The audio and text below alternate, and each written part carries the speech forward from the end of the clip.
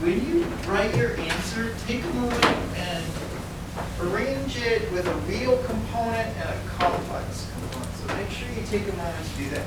Write it with its real component and its complex component.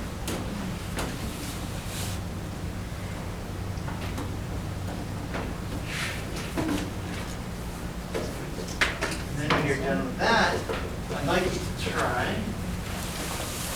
C bar times a minus I b cosine omega t plus I sine omega t.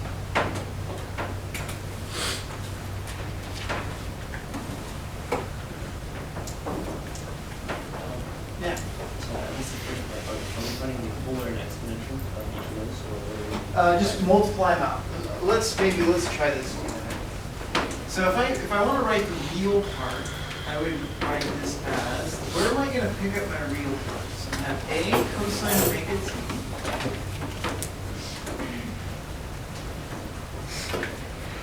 And then if I take a and I multiply by I sine omega t, is that going to be a real component or a complex component?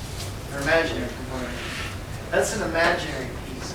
So then if I take IB times cosine omega t, that's also an imaginary piece. So my last piece is going to come from IB times I sine omega t.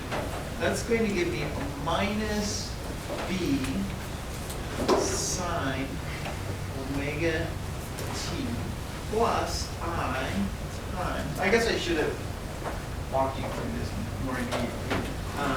B cosine omega t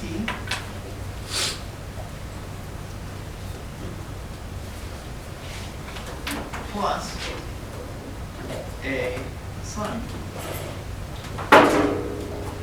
omega t. So go through the same process for a moment, but now with the second one. Let's see what you do.